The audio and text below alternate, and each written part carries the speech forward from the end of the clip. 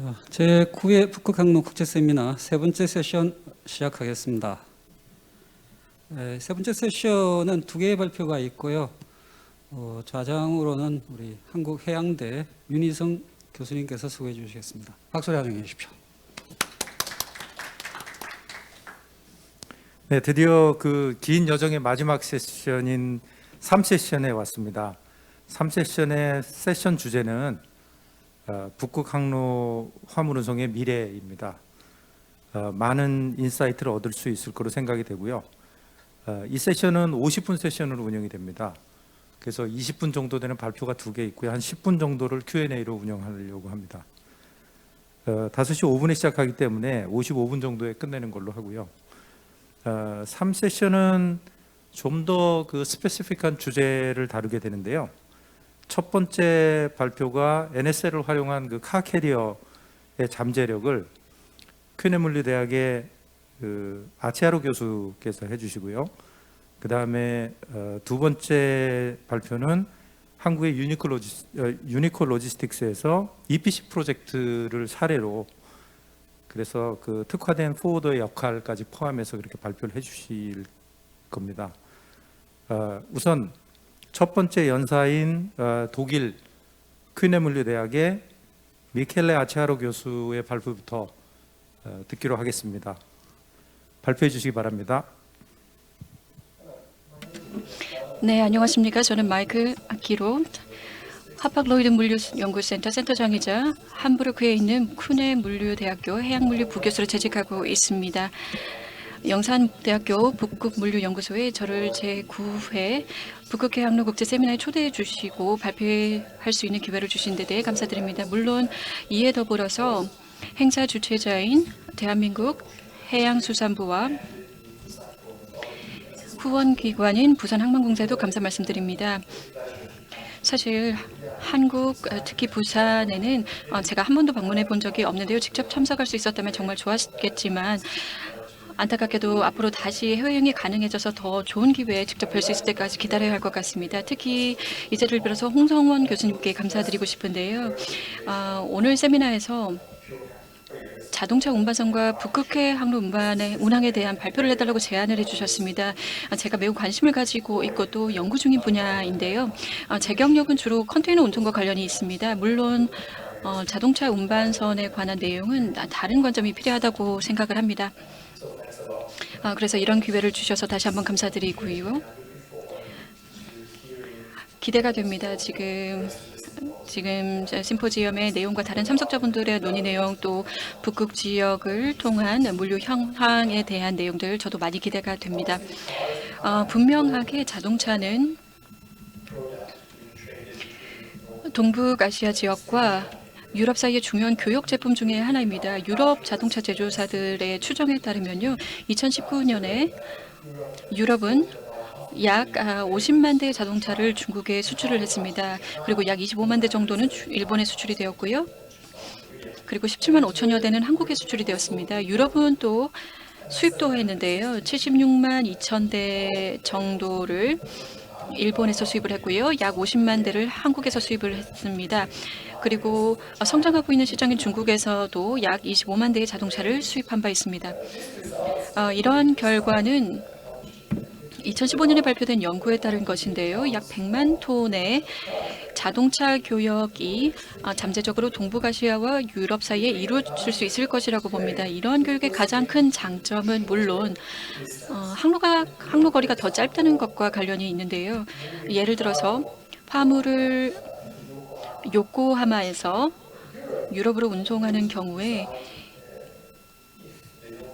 북극해 항로를 통해서 운송을 하게 된다면 약 40% 정도 수에즈 운하 이용 대비 항로거리가 약 40% 정도 단축이 됩니다. 그리고 유사한 장점을 세계 다른 항만에서도 얻을 수가 있습니다. 물론 이러한 장점은 거리뿐만 아니라 통과 시간에도 반영이 되어서 운항 시간이 현저하게 줄어듭니다. 그 차이를 따지면 수일에 달하고요. 북극해 항로를 이용할 경우에는 이 정도로 통항 시간이 줄어듭니다. 북극해 항로에 대한 비즈니스 케이스는 굉장히 분명합니다. 오른쪽에 있는 지도를 보시면요. 에코리스가 발표한 연구에서 만든 지도인데요. 2019년에 유럽위원회 용역으로 수행한 연구로 함부르크 북극항로 심포지엄에서 발표된 내용입니다. 지난 6월, 2019년 6월에 발표된 내용이고요. 보시면 35% 항로 거리가 단축이 되었고 또한 결과적으로 연료도 상당히 절감이 되었습니다. 에코리스의 연구는 컨테이너에 초점을 두었습니다. 그래서 저희는 이 수치 중 일부를 자동차 운반선에 맞게 반영을 해야 했고요. 이를 위해서 저는 2016년에 발표된 연구를 활용을 했는데요. 여기서 기준이 되는 선박은 2008년에 건조된 것으로 용량은 6,500 CEU이고 설계 속도는 20노트입니다. 물론 이런 선박이 전속력으로 운항하는 것은 불가능합니다. 그래서 또 저희는 속도를 15노트로 낮춰야 했는데요. 물론 일부 경우에는 어떤 사람들은 16노트로 운항하는 게 북극항로에서는 적당하다고 주장을 할 수 있습니다. 하지만 이 발표에서는 저희는 두 개의 속도 15노트와 18노트를 기준으로 설명드리겠습니다. 단일 항차에 대한 결과는 652톤의 연료가 소모가 되고요. 만약 선박이 속도를 좀 더 높여서 운영한다면 838톤의 연료를 소모합니다. 이에 비해서 남쪽의 항로인 스웨즈 운하나 물론 말라카 해협을 이용한다면 비슷한 속도로 운항을 한다고 가정을 했을 때 연료 소모가 995톤과 1279톤의 연료가 소모가 됩니다. 사실 굉장히 많은 양입니다. 물론 비교를 또 해봐야 하는 것이 비용적인 측면입니다. 현재는 유가가 낮은 상황이기 때문에 저희는 초저유황 연료유에 대해서 평균 국제 유가로 톤당 미화 377달러를 적용을 했습니다. 이것은 물론 평균가이고요. 실질적으로 좀 더 높을 수 있습니다. 벙커링 비용, 예를 들어서 로테르담이나 싱가포르에서는 좀 더 높을 수도 있고요. 물론 유가가 지난 몇 년 동안 굉장히 낮은 수준을 유지하고 있다는 점을 감안한다면 적절한 근사치라고 생각을 하고요. 이를 통해서 절감이 발생을 하는데요. 운송항로를 남쪽에서 북극항로로 변경하게 되면 물론 속도에 따라서 절감이 달라지긴 하지만 항차별로 미화 12만 9천 달러에서 최대 16만 6천 달러까지 비용을 절감할 수가 있습니다. 물론 자동차 운송 용량에도 절감이 반영이 되는데요. 환산을 하게 되면 CEU당 19.8달러에서 25.5달러 정도 절감이 됩니다. 이렇게 보면 당연히 북극해 항로가 분명한 승자인 것처럼 보입니다. 비용 절감이 상당하기 때문이죠. 하지만 현실에서 보시면 사실은 좀 더 복잡한데요. 그 이유는 북극해 항로에서 운항하는 것은 매우 어렵고 위험하기 때문입니다. 그리고 자동차를 포함한 모든 전기선 무역에 있어서 신뢰성이 굉장히 중요한 파라미터인데요. 정기적으로 운항이 되고 또 운항이 연중 가능한가, 그리고 또 기후와 관련된 또 환경 안전성과 관련된 잠재적인 위험성 등을 고려를 한다면 이 항로의 신뢰성이 훨씬 더 제한적이라는 점을 반드시 고려해야 합니다. 이에 더불어서 또 지정학적 상황도 굉장히 복잡하고요. 그리고 많은 경제적 이익도 불확실합니다. 이런 불확실성은 물류와 관련된 것인데요. 물류는 일반적으로 포인트 물류 목적지 관점이 아닙니다. 물론 자동차 운반선에 대해서도 한 지점에서 다른 지점으로의 운송도 고려할 수는 있습니다. 하지만 전체적으로 물류망에 따른 결과가 어떨지도 고려를 해야 하고요. 그리고 또 고려해야 할 여러 제약 사항들이 있는데요. 가항성과 관련된 것입니다. 예를 들어서 수심입니다. 랍테프해의 수심은 굉장히 얕아서 까다로운 것으로 악명이 높고요. 그 외에도 북극항로상에 비교적 수심이 얕은 지역들이 있습니다. 이에 더불어서 또 고려해야 할 사항으로는 기상 조건이 있는데요. 물론 한편으로 보면 기후 변화로 인해서 우리가 북극해 항로를 더 많이 이용할 수 있게 된 것은 사실입니다. 이 항로를 좀 더 오랜 기간 동안 운영할 수 있게 되었죠. 하절기가 더 길어진 것입니다. 하지만 기후변화로 인해서 보다 극심한 기상 이변이 발생하고 있는 것 또한 사실입니다. 이것은 자동차 운반선에 있어서는 아주 중요한 내용입니다. 이에 더불어서 또 우리는 낮은 유가도 고려를 해야 하고요. 또 용량 초과 용량도 고려를 해야 합니다. 이 때문에 투자에 대한 매력이 훨씬 떨어지기 때문입니다. 그리고 또 고려해야 할 사항으로는 북극해 항로를 운항하기 위해서는 어느 정도의 내빙 등급을 갖춘 선박들을 개발해야 할 필요가 있습니다. 이를 통해서 더 오랜 기간 동안 운항할 수 있도록 해야 하고요. 이에 더불어서 또 안전 관련 위험성이나 사고를 예방할 수 있어야 합니다. 네, 그러면 이제 좀 더 현실적인 수치, 자본 비용에 대해서 살펴보도록 하겠습니다. 이를 위해서 저는 타우루스 리더호를 예로 들어보겠습니다. 이 선박은 2015년에 건조가 되었고요. 싱가포르 쇼핑 코퍼레이션이 구입 소유한 선박이고 NYK의 장기 용선이 되었습니다. 언론에 보도된 매입가는 약 8천만 달러 정도였고요. 2014년도에 보도된 내용입니다. 예상 용선료는 1,080만 달러로 기간은 15년입니다. 물론 이 선박은 내빙 등급 선박이 아닙니다. 따라서 이 선박을 내빙 등급으로 개조한다거나 아니면 건조 시점에서 내빙선으로 건조했다라고 가정한다면 선박의 비용이 추가가 된다는 점을 반드시 고려를 해야 하고요. 약 10에서 40% 정도가 됩니다. 그 결과 보수적으로 25% 비용 이상을 가정하면 단순화하면 한 1억 달러 정도가 됩니다. 여기에다 또 반드시 고려해야 하는 게 있는데요. 바로 선주가 비슷한 프리미엄을 용선료에 대해서 원할 것이라는 예상입니다. 25% 인상률을 적용을 하면 결과적으로 연간 용선료가 1,350만 달러가 됩니다. 물론 이것은 가정입니다. 하지만 저는 비교적 현실적이라고 생각을 합니다. 그렇다면 일단 이렇게 연간 비용을 산출하고 나면 그 다음은 어떻게 될까요? 우리가 또 평가해야 하는 것이 있는데요. 선박이 1년 동안 몇 회 운항을 할 수 있을 것인가고요. 또 북극해 항로를 통해서 몇 회나 더 운항을 할 수 있을 것이냐입니다. 이를 위해서 운항 기간을 계산을 해야 하는데요. 왼편에 보시면 저희가 이제 산출한 내용이 있습니다. 각기 다른 운항 속도에 따라서 빨리 항해를 하면 당연히 운항 기간은 줄어들고요. 좀 느린 속도 15노트로 향하면서 운항 기간은 늘어납니다. 결과적으로 북극해 항로를 이용하면 17일에서 20.5일 정도가 소요가 됩니다. 이에 반해서 수에즈 운하를 따라 항해를 하게 된다면 결과적으로 26일이나 31일이 소요가 됩니다. 저희는 또 선박을 365일 운항할 수 없다는 점을 고려를 해야 되는데요. 이 경우에는 뭐 유지 보수라든지 아니면 사고라든지 일체 이런 방해 요소들은 산출을 간소화하기 위해서 배제를 했습니다. 저희는 또 로딩과 언로딩 양하륙을 고려해야 합니다. 그래서 이러한 선박에는 매우 중요한 부분이고 또 시간이 상당히 많이 소요되기 때문에 고려를 해야 되고요. 이를 위해서 저는 이제 2013년에 발표된 연구의 값을 사용을 했습니다. 사용한 모든 참조문헌들은 발표 마지막 부분에 명시가 되어 있습니다. 모든 참석자분들 확인할 수가 있고요. 그래서 일단 결과적으로 그 자동차 한 대당 선적에는 약 27초가 소요가 됩니다. 그래서 타우루스 리더호 같은 선박의 경우에는 용량이 7,070 CEU인데요. 그러면 전체적으로 53시간이 됩니다. 그래서 3일 정도가 되는데요. 대략적으로 보았을 때 저반이나 뭐 입항 등을 모두 고려했을 때 3일 정도가 됩니다. 이렇게 운송 기간이 산출이 되었고요. 이를 바탕으로 해서 우리는 선박이 1년에 몇 항차를 운항할 수 있을지 계산할 수 있습니다. 북극해 항로의 경우에는 1년에 18.25항차에서 15.5항차 사이가 되고요. 남쪽의 수에즈 항로를 이용하는 경우에는 12.5항차에서 10.7항차 사이입니다. 물론 이건 대략적인 계산값입니다. 북극해 항로 쇄빙선 이용 가능성이라든지 그리고 또 수에즈 운하 통한 운항 역량 등도 고려를 해야 합니다. 하지만 다시 한번 말씀드리면 이 수치들은 근사값입니다.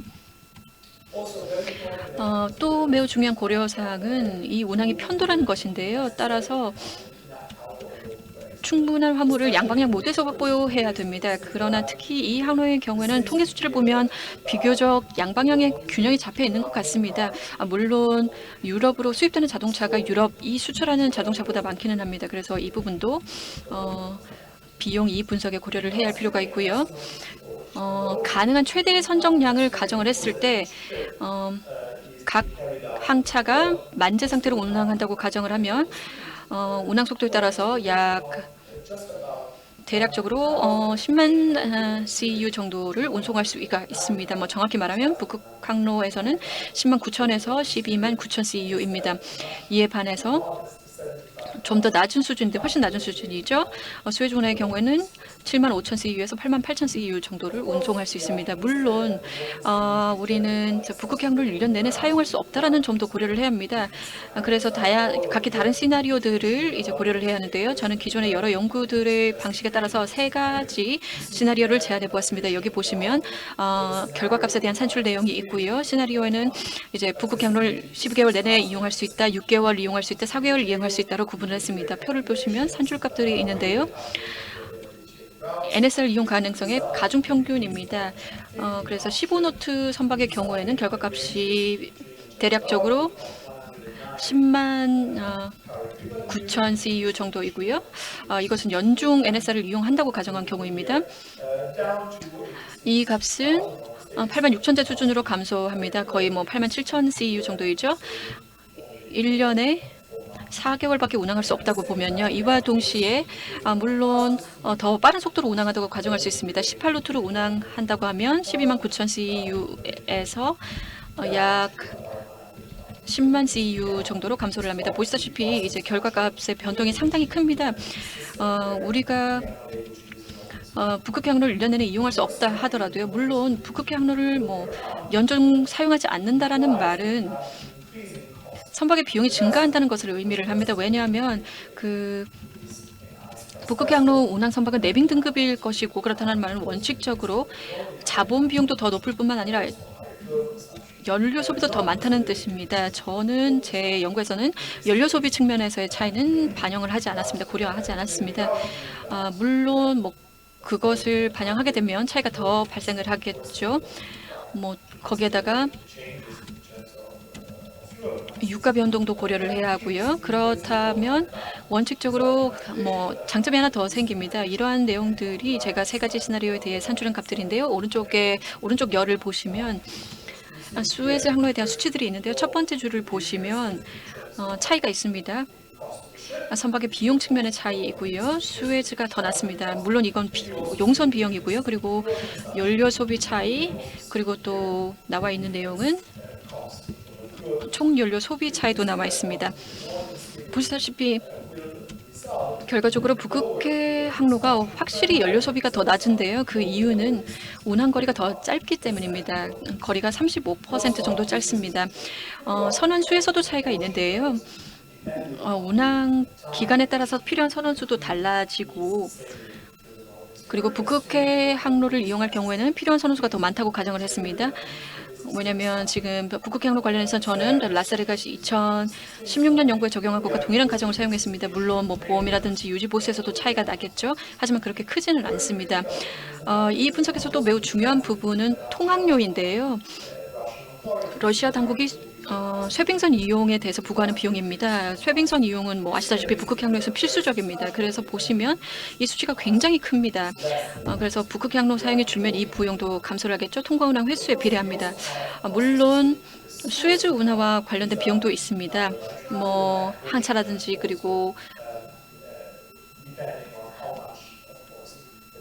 선박이 수에즈 운하와 북극해 항로 중 어디를 얼마나 이용하느냐에 따라서 다양한 비용적 차이가 발생을 합니다. 그리고 이전에 산출한 결과값도 차이가 나는데요. 보시다시피 완전히 북극해 항로만 이용하는 경우에 수에즈 운하와 비교해서 강점이 있지만 조금입니다. 그래서 뭐 수치로 따지면 약 7% 정도인데요. 그리고 속도가 더 높은 경우에는 거의 10%입니다. 하지만 이러한 강점들은 금방 사라지게 됩니다. 왜냐하면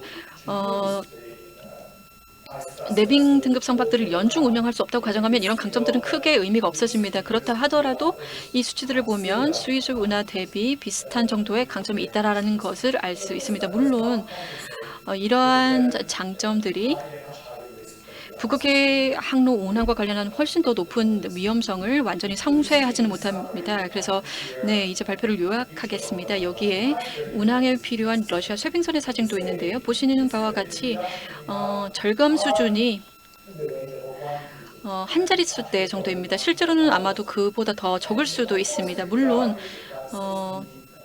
주장을 하기를 뭐 할 수도 있겠죠. 쇠빙선 이용료가 주된 비용 동인 중 하나다라고 주장할 수도 있습니다. 그리고 뭐 이 비용은 협상이 가능할 것으로 보이는데요. 이 사례에서는 라세르가 사용한 가정을 동일하게 적용을 해서 38달러로 책정을 했습니다.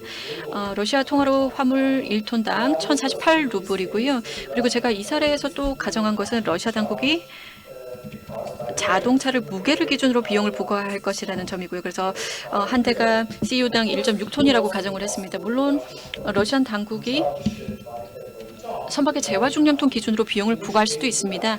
운반 용량을 기준으로요. 그러면 비용이 4배 더 증가를 합니다.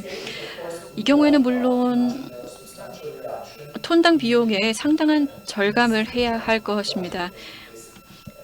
북극해 항로 운항을 경제성 있는 옵션으로 만들기 위해서는요. 자동차 운반선 부분의 현황은 그렇게 고무적이지가 않습니다. 여기에 보시면 자동차 운반선 동향이 나와 있는데요. 선대가 그렇게 빨리 성장하고 있지 않다라는 것을 볼 수 있습니다. 사실 선대의 상당 부분이 해체가 되었습니다. 뭐 도표에도 나와 있는데요. 그 말은 이 부문이 현재 그렇게 탄탄하지 않다라는 것을 의미합니다. 운임도 굉장히 낮은 상태에 있었고요. 물론 업계가 굉장히 많은 노력을 기울여서 합리적으로 개선을 하려고 하고 있지만 여전히 많은 리스크가 존재를 하고 그 결과 투자, 특히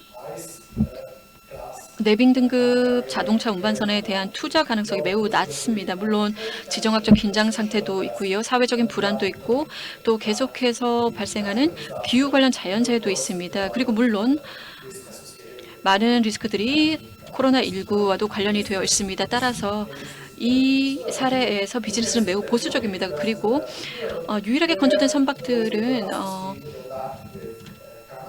자동차 제조사들의 발주를 바탕으로 한 것입니다. 예를 들어서 NYK는 작년에 2척의 자동차 운반선을 새로 매입을 했는데요.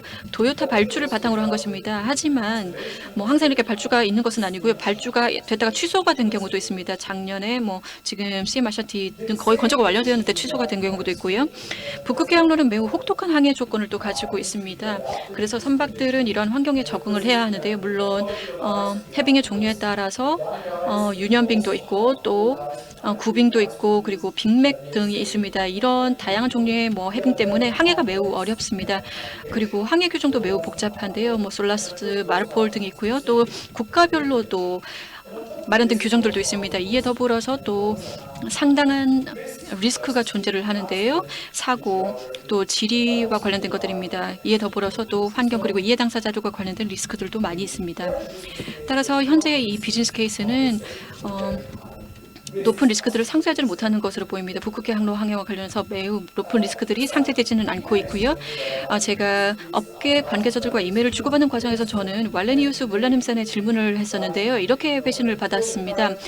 현재 그리고 앞으로의 상업적, 기술적, 지속 가능성 그리고 운영적 측면을 고려했을 때 왈레니우스 물라님산은 북극해 항로 또는 북서 항로가 우리에게는 이용 가능하다고 보지 않는다라고 답을 했습니다. 그래서 이 기업은 북극해 항로를 기회로 고려하지는 않고 있고요. 그러나 뭐 다른 이해 당사자들 일부는 뭐 기회로 생각한다라고 말하기도 했습니다. 저는 또 브레멘 항과도 이야기를 나누었는데요. 브레멘 항의 경우에는 그 북극해 항로 개발과 관련한 리스크 그리고 특히 투자에 있어서 굉장히 적극적으로 뭐 아일랜드 아이슬란드 피오르드 항을 개발을 하고 있습니다. 이것은 물론 애초에는 북극해 항로와 연결되도록 하기 위한 것이기도 했는데요. 브레멘 항은 아주 중요한 자동차 항만입니다. 이들은 또 환경적인 위험성이 너무 높다고 또 지적을 하기도 했습니다. 그래서 피나필루드 항 사업 계획도 현지 주민들과 또 친환경 에너지에 초점을 더 두고 있습니다. 그렇다면 북극해 항로, 북극의 미래는 어떻게 될까요? 여기 사진이 있는데요. 가스 운반선의 모습입니다. 북극해 항로가 사실 원자재 개발 측면에서 훨씬 더 많은 비즈니스 케이스를 가질 것이기 때문에 이미 확인한 바와 같이요. 하지만 어쩌면 현지 개발을 통해서 통항력이 늘어난다면 광업뿐만 아니라 뭐 현지 지역사회 개발을 통해서요.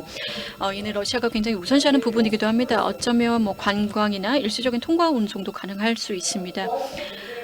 뭐 컨테이너와 관련해서 우리는 뭐 허브스포크 연결을 고려할 수도 있습니다. 뭐 아니면 내빙 선박을 이용한 아니면 북극해 항로 운항의 이점 또는 가장 높은 아크 등급 선박의 이점을 이용하는 것입니다. 물론 어디에 이게 허브를 둘 것이냐에 대해서 많은 말들이 있습니다. 북부 스칸디나비아로 할 것이냐, 아니면 오츠크해로 할 것이냐, 아니면 베링해로 해야 되느냐, 뭐 말들이 많습니다. 뭐 자동차 운반선의 경우에는 이러한 가능성이 없습니다. 옵션이 없습니다. 그래서 이 업계에 대한 전망은 제 견해로 보았을 때는 비교적 제한적일 것이라고 생각을 합니다. 뭐 만약에 자동차 제조사들이 굉장히 적극적으로 비용을 부담해서 대형 선박을 건조하지 않는다면요. 그리고 뭐 화물 운반에 있어서 수에즈 운하에 상대적으로 많이 의존하고 있다는 점을 고려한다면, 그리고 또 상대적으로 적은 화물이 운송되고 또 최소한 적은 양의 화물에 초점을 두고 있다는 것을 고려한다면 저는 뭐 조만간 이 비즈니스가 이루어질 거라고는 생각하지 않습니다. 다시 한번 이런 기회를 주셔서 감사드리고요. 발표에서 언급한 참조문들이 여기 있습니다. 그리고 만약 질문이 있으시면 편하게 연락 주시기 바랍니다. 참석자분들의 질문이나 의견을 기다리고 있겠습니다. 예, 아치하루 교수님 발표에 감사드리고요. 제가 내용을 간단히 요약하려고 했는데 지금 Q&A 세션으로 시간을 좀 세이브하기 위해서 바로 두 번째 연사인 유니코 로지스틱스의 이동욱 팀장님의 발표를 듣도록 하겠습니다.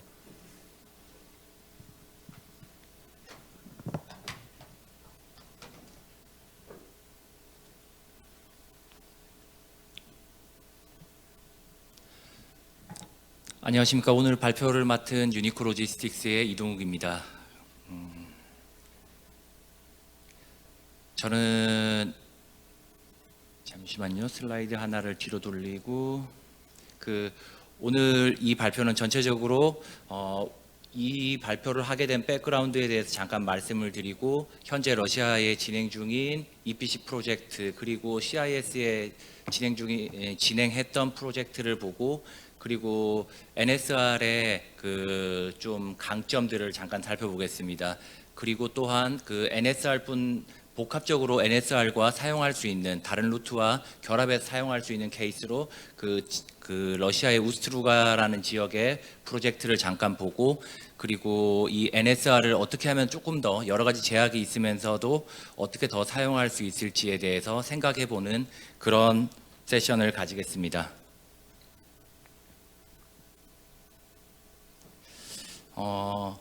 여러 가지 미디어에서 찾아보고 이 자료를 좀 찾아보고 있었는데 지금 현재 올해에 보면은 이 경제 위기와 코로나 이런 상황에 여러 가지 어려움 속에서도 NSR은 늘었습니다. 더 많은 양들이 운송이 되고 있습니다. 하지만 드라이 카고의 상황을 보면 여러 가지 상황들로 줄어 있습니다. 지금 컨테이너 선사에서 비단 여기서 나오는 MSC뿐 아니라 MSCMA, 합박, 로이드뿐 아니라 멀스크라든지 다른 모든 컨테이너 선사들이 노던 씨 루트에 대해서 회의적인 반응을 보이고 있습니다. 물론 여기에는 환경적인 영향이 많이 고려가 됐습니다. 그러면 이런 상황 속에서 환경을 역시 고려하지 않을 수 없는 이런 상황 속에서 액체 화물, 에너지 관련된 액체 화물은 늘고 있지만, 그러면 드라이 카고는 과연 어떤 것이 있을까를 좀 생각을 해보다가 가장 NSR에 맞는 거는 역시 EPC 프로젝트 카고라는 거를 생각하게 됐고, 그러면서 EPC 프로젝트 카고의 현재 상황들을 보니까 일일이 시간 관계상 말씀은 드리지 않겠지만 여러 프로젝트가 러시아와 인근 CIS 지역에서 이루어지고 있습니다.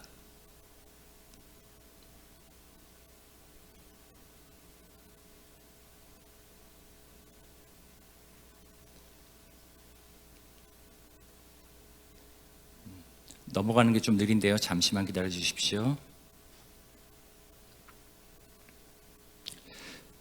지금 여기 CIS 케이스가 나오고 있는데, 이 CIS 케이스에 보면은 카자흐스탄 케이스인데 중앙아시아에 위치해 있습니다. 여기 대표적으로 두 가지 루트를 생각할 수 있는데요. 기존의 수에즈 캐널을 지나서 유럽의 함부르크라든지 이쪽에서 내려서 육로로 운송하는 방법도 있고, 리가라든지 탈린 지역에서 시작해서 리버 캐널을 통해서 이렇게 쭉 들어오는 경우도 있고요. 저희 카스피해를 지나서 운하로 들어가는 경우도 있습니다.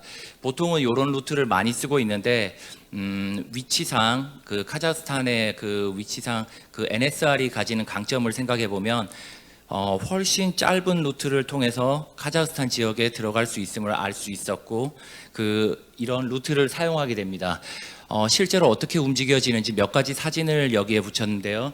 그 크레인이 달린 선박에 화물을 올리고 저렇게 네모나게 생긴 거는 그냥 올리면 되겠지만 동그란 그 정유 설비라든지 이런 거는 저기에 딱 맞게 제작된 받침대를 놓고 배에다가 싣고 그 하역할 때는 저 길이를 가운데에 보시면 저 공간을 통해서 딱 맞게 설계된 트레일러를 집어넣어서 배가 육지에 접안을 하면 꺼내면 됩니다. 그렇게 해서 운송이 되어지는 모드로 진행이 될 거고요.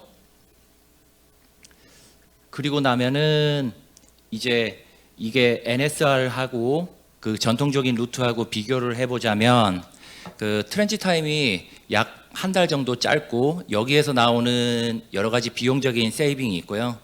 그리고 아무래도 선박이라든지 장비를 구하는데 좀 더 쉬운 면이 있고 그리고 오프쇼나 온쇼에 좀 더 용이하며 그 다음에 좀 더 많은 국경을 지나는 전통적인 루트에 비해서 적은 나라를 통과하게 되죠. 여기에서 공무원들과 여러 가지 협조를 구해야 되는데 이게 훨씬 쉽게 됩니다. 그래서 북구 항로에 여기에서 강점이 있고요. 굳이 약점을 꼽으라고 하면 아무래도 여전히 북구 항로가 많은 계획들을 갖고 있지만 여름 하절기에만 운행되는 그런 조금 시간적인 제한이 있고 그리고 하절기에만 운행이 되다 보니까 예를 들어 운하의 좁은 구간이라든지 이런 거에서 그 배들이 혹시 컨제스천은 없는지 그리고 배를 빌리는데 거기를 통과할 수 있는 배를 빌리는데 다 하절기에 빌린다면 혹시나 배 운용이 가능한지 빌리는 게 가능한지 이런 것들이 잠재적인 위크니스로 좀 나와 있습니다.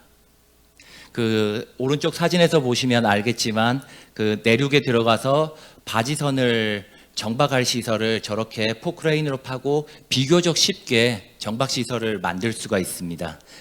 환경에 대해서도 최소한의 그 파괴를 할 거고요. 안전하게 배를 붙여서 최대한 그 사이트까지 근접한 다음에 내륙 운송을 줄여서 고객들에게 경제적인 효과를 극대화할 수 있습니다.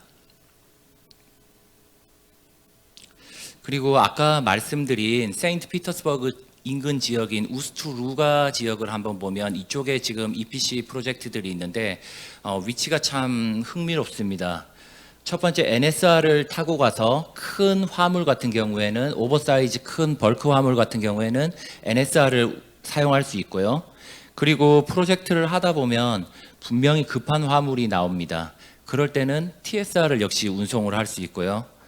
그리고 그 계획되고 급하지 않은 화물은 컨테이너십을 통해서 수에즈를 지나고 충분히 운송을 할 수 있습니다. 그러니까 세 개의 루트로 모두 사용할 수 있는 이런 지역이고 이런 지역에서 보니까 저희가 생각을 해보는데 누군가는 조합을 해줘야겠다. 그래서 그 포딩 컴퍼니를 생각을 하게 되고 물론 제가 여기서 회사를 광고하려는 게 아니고 저희 유니코라는 저희 회사를 보면은 이런 모든 프로젝트, 트러킹, 레일웨이, 에어 이 모든 거를 다 하기 때문에 가운데서 모든 원포인트 컨택으로서 진행을 할 수 있게 되고 이것만이 아니라 최근에 기사를 아마 많은 분들이 보셨겠지만 오늘 임성재 골프를 좋아하시는 분들 아시겠지만 임성재 선수가 오늘 출전하는 그 두바이 포트 투어 챔피언십도 있죠. 거기 후원하고 있는 이제 DP월드가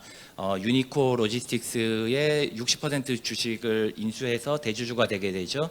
그 이미 해당 국가 승인이 끝난 걸로 알고 있고요. 그 올해 다 끝날 그 완전히 승인이 다 끝나서 내년이면은 한 회사가 되는 걸로 예정이 돼 있습니다.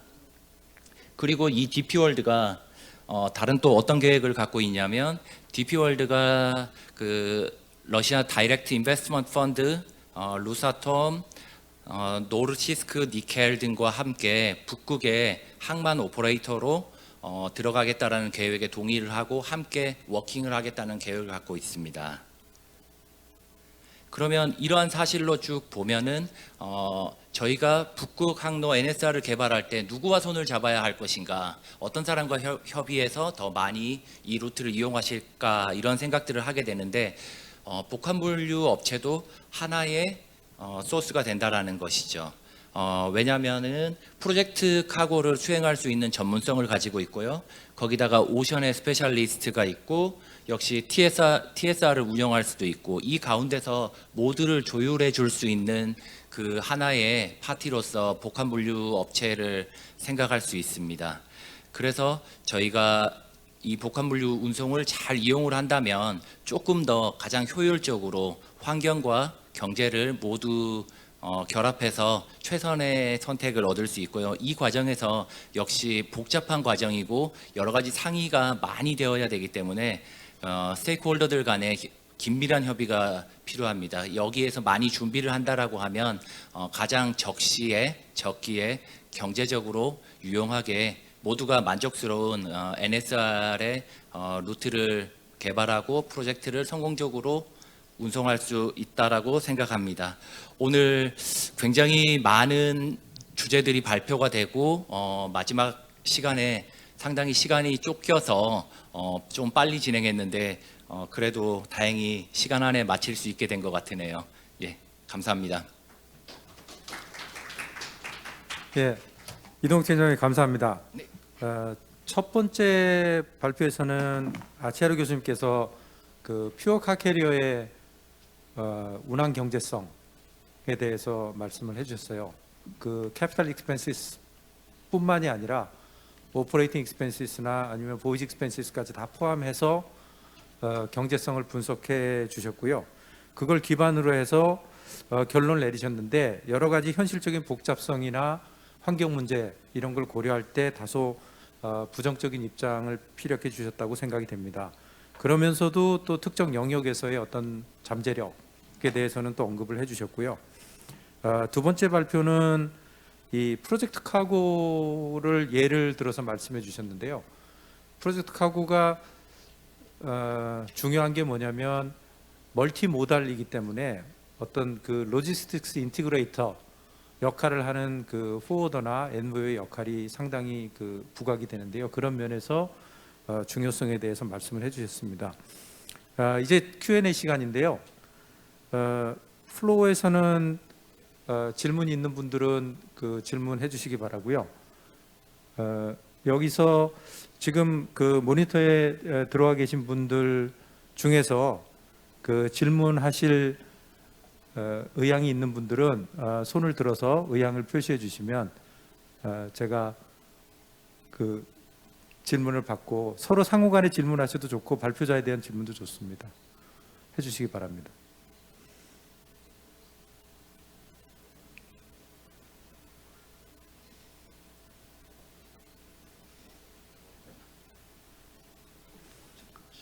이번 세션뿐만이 아니고 이전 세션과 관련된 내용도 좋으니까요. 혹시 확인하시고 싶은 내용이나 그런 내용이 있으면 지금 시간적 여유가 조금 한 7, 8분 정도 있거든요. 그러니까 활용을 좀 해서 질문해 주시기 바랍니다.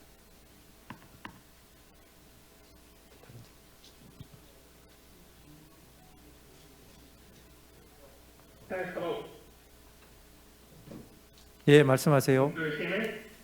예, 들립니다.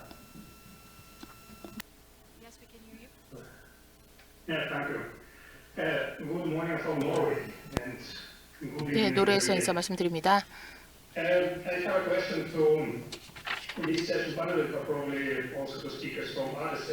네, 다른 세션의 발표자분들께도 공유드리는 질문이 될 것 같은데요. 네, 우려사항에 대해서 그리고 고려사항에 대해서 말씀을 하셨는데요. 특별히 환경 측면의 우려사항에 대해서 말씀하셨는데 그게 어떤 의미인지 이해할 수 있었으면 합니다.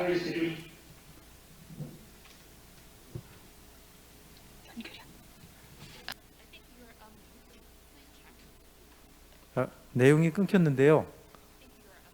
질문을 다시 좀 해주시면 감사하겠습니다.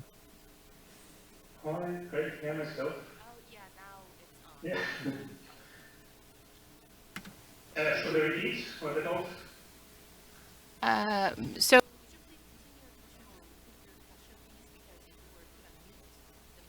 네, 질문 다시 해주시면 됩니다. 네. 네, 환경적인 우려에 대해서 좀 더 구체적으로 혹은 환경적으로 어떤 부분에서 고려를 하고 계신지 좀 구체적으로 말씀을 해주셨으면 좋겠습니다. 어떤 분이 답변하셔도 좋습니다.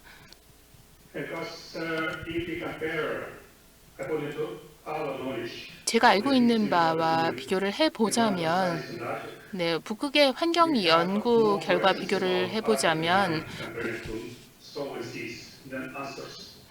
네, 아무래도 그 북극에 있어서 환경에 대해서 조금 더 우려되는 부분이 그렇게 많지 않은 것 같거든요. 그런데 갑자기 남쪽의 그 환경에 대해서 우려를 많이 하시는 말씀을 하시더라고요. 그래서 환경적인 우려다, 환경을 좀 생각해야 된다라고 말씀해 주셨더니 그게 무슨 의미인지 저희가 연구하는 바랑 달라서 좀 구체적으로 설명해 주셨으면 예, 좋겠습니다. 환경적인 우려에 대해서 질문을 해주셨는데요. 그 답변해 줄 수 있는 분이 혹시 발표자들 중에 계시면 발표해 주시기 바랍니다.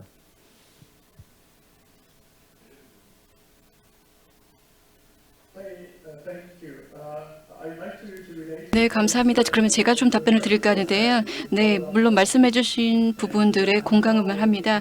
네, 아직 알려지지 않은 여러 불확실성들이 있습니다. 사업 관점에서 굉장히 큰 리스크가 됩니다. 물론 동일한 종류의 지원을 받을 수는 없겠죠. 세계 각 국가별로 다 지원이 다릅니다. 예를 들어서 뭐 석유 유출이 있다거나 아니면 비상사태가 발생을 했을 때 일부 국가에서는 더 극심한 상황이 될 수가 있습니다. 그래서 당연히 리스크가 더 높을 수가 있고요. 네, 말씀하신 부분과 동의합니다. 그 솔루션이라는 것은 시간이 지나면서 개선될 수 있겠습니다. 하지만 오퍼레이터 입장에서는 굉장히 리스크가 높죠. 그리고 또 지금 발표하신 내용들을 바탕으로 봤을 때 뭐 아시아 지역의 오퍼레이터들은 좀 더 다른 관점을 가지고 있을 수도 있습니다. 하지만 제가 말씀드린 CM 뭐 이런 유럽 지역의 뭐 해운사들을 본다라고 하면 이런 불확실성들 때문에 시도를 하고 싶어 하지 않습니다. 왜냐하면 그들의 입장에서 봤을 때는 더 이상의 리스크는 떠안고 싶지 않다라는 것입니다. 그래서 이런 리스크들을 좀 더 잘 통제할 수 있지 않다면, 통제할 수 없다면 북극 항로를 이용하는 것이 굉장히 힘들어진다는 것이죠. 그래서 굉장히 조심성 있게 굉장히 신중하게 접근을 하고 있습니다. 그리고 말씀드렸다시피 우리 모두가 알다시피 북극해 항로 지역은 북극 지역은 굉장히 취약한 생태계를 가지고 있습니다. 그리고 이미 다른 예에서도 우리가 경험했다시피 엑손 뭐 석유 유출 사태도 있었죠. 뭐 이런 사고가 하나라도 건이라도 발생을 한다라고 하면 정말 그것은 끔찍할 것입니다. 그래서 굉장히 세계적으로 많은 관심을 끌게 될 것이고요. 큰 피해를 줄 것입니다. 그래서 언론에서도 굉장히 그런 부분에 대해서 우려를 하고 있고, 그리고 지금 특히나 유럽 지역의 이런 컨테이너 운항사들 특히나 이런 리스크가 너무 크기 때문에 저희들은 아직도 많이 좀 주저하고 있습니다. 그래서 지금 저희 입장에서는 이런 환경적인 위험성이라고 많이들 얘기를 하지만 그게 정확하게 어떤 위험성이 될지도 사실 예, 가늠하기 감사합니다. 힘듭니다.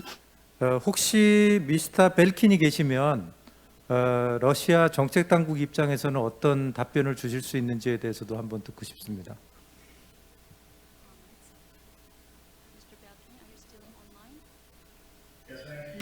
네, 저도 연결이 되었습니다. 제가 지금 뭐 질문을 다시 한 번 더 말씀드리자면 환경적인 문제에 대해서 말씀을 하셨는데요. 지금 뭐 북극 항로 개발과 관련해서 환경적인 문제들 얘기를 하셨는데요. 네, 말씀 부탁드립니다. 왜냐하면 저도 사실 벨킨스의 의견을 좀 듣고 싶은데요. 왜냐하면 지금 불확실성에 대한 많은 우려들이 있습니다. 물론 환경적인 문제들도 있겠죠. 하지만 그에 더해서 이런 문제가 발생했을 때 어떻게 해결할 것인가라는 그런 차원에서의 불확실성도 있습니다. 이런 불확실성들이 있기 때문에 지금 사업을 추진하는 데 어려움이 있고요. 그리고 지금 사실 벨킨스 같은 경우에는 이런 어떤 격차를 줄일 수 있는 당사자입니다. 사실 북극 항로에서 적절한 조치를 취할 수 있는 그런 입장에 있는 분이죠. 그래서 그런 차원에서 이런 어떤 불확실성이 아니면 리스크가 발생을 한다고 했을 때 어떻게 대응하실지에 대해서 듣고 싶습니다. 네, 질문 감사합니다. 네, 생태계는 당연히 중요한 문제입니다. 뭐 북극해 항로뿐만 아니라 어떤 차원에서든 개발에 관련해서 생태계란 중요한 요소이죠. 저희 입장에서는 잘 준비가 되었다라고 말씀드리고 싶습니다. 물론 아무 일도 없을 거다라고 말씀드릴 수는 없겠죠. 하지만 이런 일이 없도록 저희가 만반의 준비를 할 것이고요. 그리고 만약 앞으로 갈 길이 멉니다. 그리고 해운 선사들의 이런 문제들, 우려들은 저희도 잘 알고 있습니다. 이런 부분들을 반영을 하고 있고요. 그래서 저희가 굉장히 큰 책임감을 느끼고 이런 부분들을 뭐 해상에서도 그리고 내륙에서도 준비할 수 있도록 하고 있습니다. 그리고 지금 해운 관련해서 현재 굉장히 많은 개발들이 이루어지고 있습니다. 거의 빅뱅 수준에 가까운 뭐 그런 개발들이 일어나고 있고요. 지금 아까 발표에서도 얘기했다시피 지난 10년 사이에 굉장히 많은 운항이 증가를 하고 있고 또 물동량도 늘어나고 있습니다. 제가 발표에서 말씀드렸다시피 저희가 전략을 수립을 했는데요. 그래서 러시아의 북극권의 개발 전략들이 있습니다. 이 전략에도 개발에 관한 내용들이 담겨 있고요. 그리고 북극해양의 경제적인 개발도 반영이 되어 있습니다. 당연히 아까 말씀드렸던 기반 시설 개발도 포함이 되어 있는데요.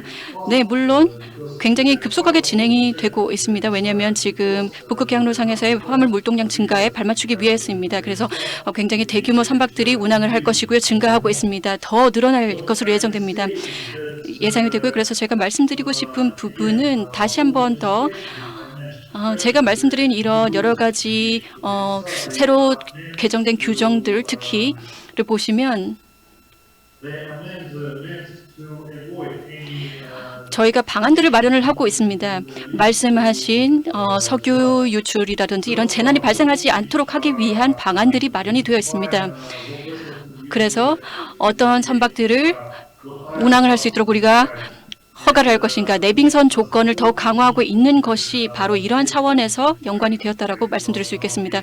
예를 들어서 뭐 제가 아까 설명을 드렸었죠. 그리고 또 다시 한번 말씀드리지만 제 발표에서 또 표가 있었는데요. 지금 쇠빙선대를 저희가 계속해서 건조하고 있다, 늘리고 있다라고 말씀드렸습니다. 특히 이 쇠빙선대가 필요하죠. 당연히 북극해양로 운항에 있어서는 필수적인 부분입니다. 그래서 이 쇠빙선대 지원을 보다 확대를 해서 북극해양로 운항하는 선박들이 해빙 조건에서 보다 안전하고 안정적으로 운항을 함으로써 이러한 리스크들을 줄일 수 있도록 하기 위한 방안의 일환입니다. 그리고 저희는 현재 굉장히 본격적인 이런 선대 확충을 하고 있고요. 약 15척의 지금 선박들이 확보가 되어 있습니다. 지금 북극해양로에서 운항할 수 있도록 특수하게 설계를 갖춘 그런 선박들이 준비가 되어 있고 이미 운영되고 있습니다. 그래서 우려하시는 것처럼 그렇게 큰 리스크들을 저희가 항상 걱정해야 할 필요는 없다라고 생각을 하고요. 그리고 아까 말씀드렸다시피 수색 구조 관련 저희가 서비스도 확충을 하고 있습니다. 본부라든지 지부를 확충을 하고 있고요. 이러한 다각적인 방안들을 통해서 저희가 이런 리스크를 줄이고 또 해운 선사들이 보다 안전하고 안정적으로 항해를 할 수 있는 조건을 마련하고자 노력하고 있습니다. 그리고 또 질문하신 부분과 관련해서 어떻게 보면 좀 더 광범위하게 답변을 드린 것 같네요. 상태가 그렇게 좋지 못해서 그렇지만 그 여러 가지 각도에서 그 답변을 말씀해 주셨는데요. 시간의 제약상 마지막 질문으로 오스카 나츠코 교수님께서 그 카캐리어 운송에 대해서 질문을 하신다고 했는데 질문해 주시기 바랍니다.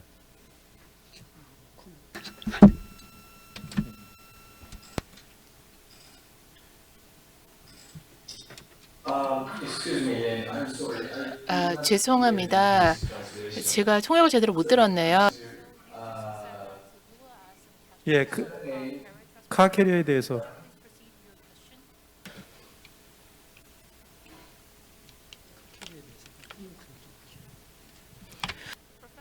아까 코멘트 하신다고 했던 거 해주시면 됩니다.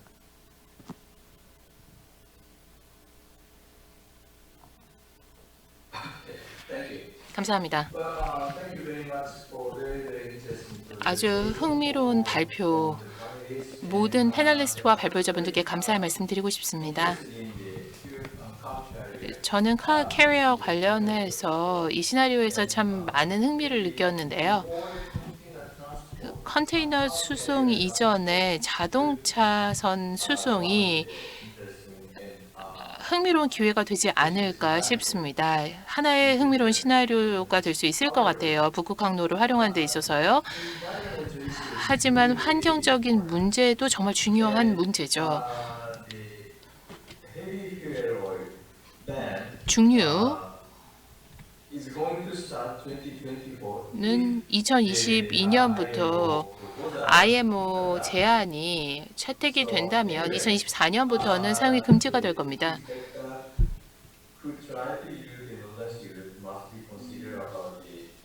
북극 항로를 사용할 때 하는 방안에 대해서 향후 좀 더 진지하게 고민할 수밖에 없을 것입니다. 네, 환경적인 측면에서도 북극 항로를 고민할 수밖에 없을 겁니다. 감사합니다. 자, 그러면 그 세션 세 번째 세션에 참가해서 발표해 주시고 질문해 주시고 토론해 주신 모든 분께 감사드리고요. 이제 이것으로 세션 3를 마무리하고 그 메인 진행자한테 마이크를 넘기겠습니다. 감사합니다. 네, 세 번째 세션 진행해 주신 유 교수님 감사합니다. 이것으로 제 북극 항로 국제 세미나를 마치겠습니다. 마치기 전에 몇 가지 말씀을 드리면요. 먼저 오전 세션에서 그 인터넷 유튜브 서버 문제로 실시간 방송이 원활하지 못했던 점 다시 한 번 더 양해 말씀드립니다. 그렇지만 그 유튜브로 나가지는 않았지만요. 그 오전에 줌을 통해서 이미 진행됐던 부분이 녹화되어 있기 때문에 나중에 저희 북극물류연구소 유튜브 채널과 북극협력주간 채널을 통해서 그 오전 세션하고요, 오후 세션 정리된 부분 동영상으로 다시 보실 수 있을 겁니다. 그 다음에 저기 세미나 홈페이지 좀 띄워주시죠. 여러분께서 지금 올려주신 오늘 발표된 모든 발표 자료는 저희 연구소 말고 저희 세미나 홈페이지가 나와야 되는데 이때 홈페이지를 통해서 파일이 다 업로드 될 예정입니다. 그래서 오늘 오신 분들 그러면 온라인으로 저희 세미나를 보고 들으셨던 부분들은 그 세미나 홈페이지 통해서 다운로드 하시면 되겠고요. 그 다음에 유튜브 댓글창에 저희 연구소에서 올려놓은 글이 있는데요. 오늘 6시까지 여러분의 이메일 주소, 저희 연구소 이메일 주소를 올려놨습니다.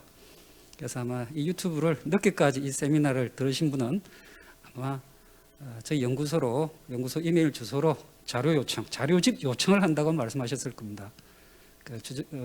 이메일을 주시면 저희들이 보고 여러분의 주소로 올해 세미나 자료집은 풀 칼라로 제작되었습니다. 발표 자료를 보셨다시피 칼라로 많이 구성이 되어 있어서 아마 훨씬 더 자료를 이해하기가 훨씬 용이할 겁니다. 그래서 늦게까지 유튜브 시청해 주신 분 그리고 오늘 현장에서 와주신 분 모두 다 감사드립니다. 자, 이것으로 제9회 북극항로 국제 세미나를 마치겠습니다. 감사합니다.